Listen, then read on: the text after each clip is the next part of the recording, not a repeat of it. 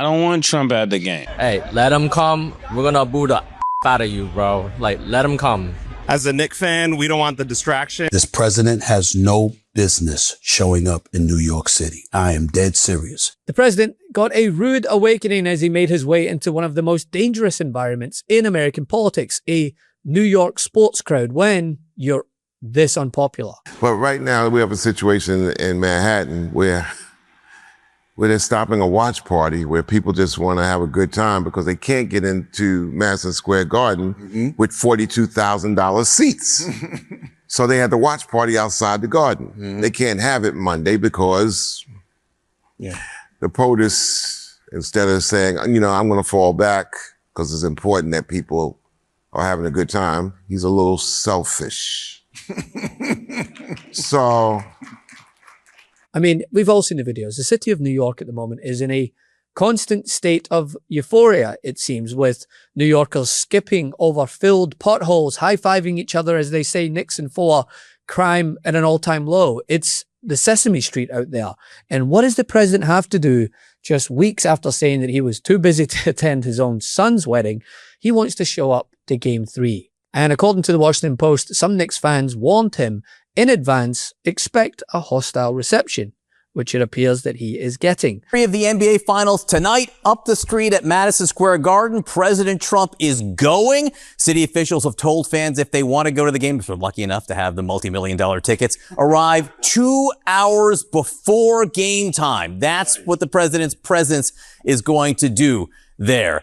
People might not like that, but they may have pretty firm opinions on the president already. With us now, CNN chief data analyst Harry Etten. So it may not be the 2 hours before the game thing that sets New York voters off when it comes to President Trump. How's he doing here? Yeah, I would just say this. The president of the United States, Donald John Trump, may be more hated in his home state of New York than the San Antonio Spurs. Because what are we talking about here? Let's take a look here. Trump's not approval rating in New York State. You know, you go back to January 2025.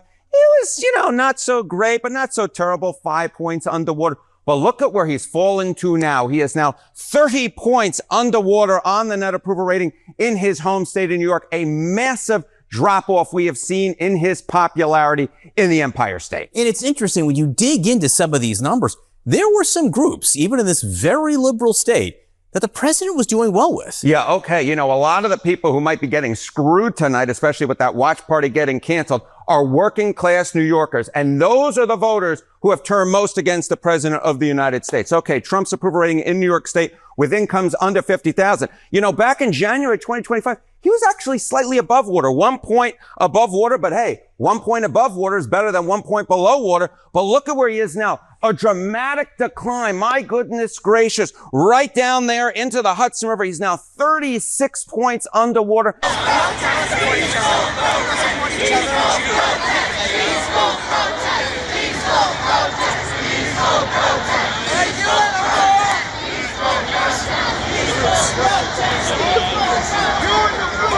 And that matters, right? Because Trump loves a spectacle. He loves being seen at the big events. He loves the image of being embraced by crowds. And that's why he wants the UFC events, right? Where he handpicks the audience. The problem is with public spectacle is you don't always get to control the crowd. And you can have Fox dub out the boos, but one way or another, the people will be held. And Trump's attendance is already creating mass disruption before the game even tips off. The planned outdoor watch party, which has been a staple outside Madison Square Garden, was cancelled because of his appearance and the added security burden. It already has been a vibe killer because now the city has to shut down all the MSG watch parties that happen outside of the arena that have been the source of like so much fun for everybody, both if you're there and if you're watching it after the clips are posted.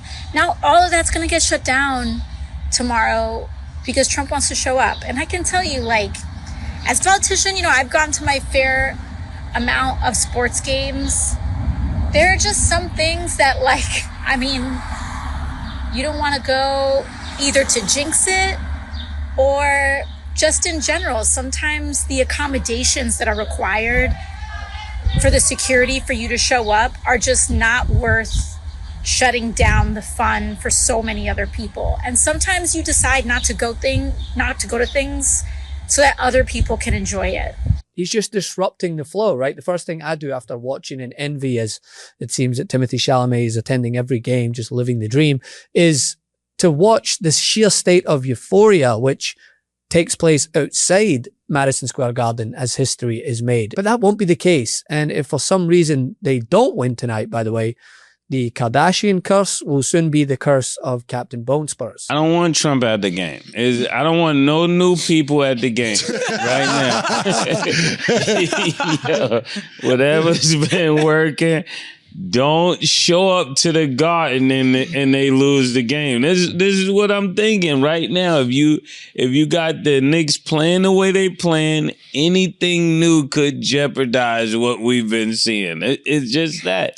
And people are going to blame you. People, if you think they hated Trump before, if he comes to this game and they lose, his presidency might be on the line in New York. They're just going to have a hard time, dialing in with Trump there, because it breaks a lot of the things that are going on. Now, Trump has visited sports in the Garden before. But this is not the time. I think if you're Trump, you got to come to game 4 if they win game 3, but don't come to game 3. Why? If they lose and Trump is there, this all goes towards Trump. That's what they're going to blame it on. You notice that. I noticed. PT noticed. Killer noticed. And it's going to change the outside. The NYPD and Secret Service restrictions are already closing more streets around the arena, with fans being told to arrive even earlier.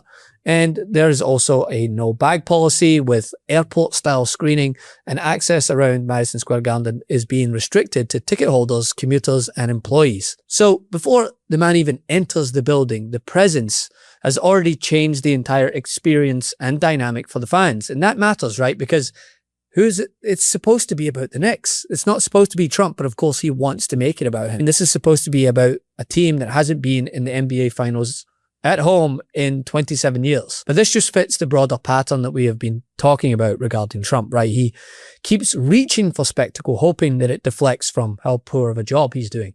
You have a UFC fight at the White House, a massive ballroom, and now Madison Square Garden appearance. He keeps trying to use sports entertainment as proof that he is popular and culturally prominent. But the public mood is not matching the spectacle. Americans are out here struggling. They are angry about the price of everything. They are tired of the Iran war. They are worried about gas. They are worried about medical debt.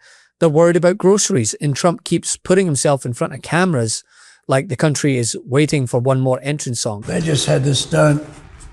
You're getting a first glimpse, but that's your size compared. So those are among the tallest buildings in the world, including the Empire State Building, World Trade Center, Sears Tower, Chicago. So if you lay it on its side, you'd take 2 or 3 of them to fill it in, because the width is almost 200 feet wide.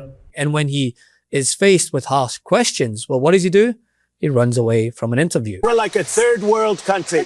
Your elections are crooked, and you're crooked, and Meet the Press is crooked, and so is ABC and CBS and CNN. But Mr. President, you're one-sided crooked networks. All right, let's call it quits, because I've had enough. Thank you, darling. Have a good time. Mr. President, I traveled all the way to Wisconsin. I've sat in the rain with you. I know. I've sat in the rain with you for an hour, on and off in the rain, and I've given you enough time.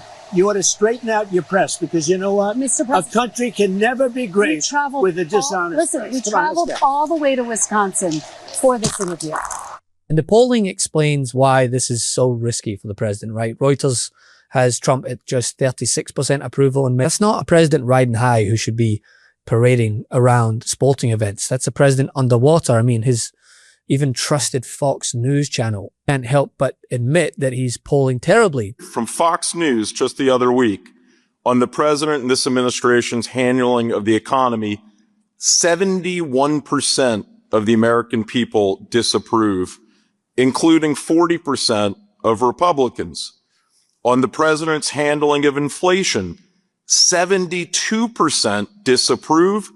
They disapprove, in fact, by a 3-to-1 margin over approval.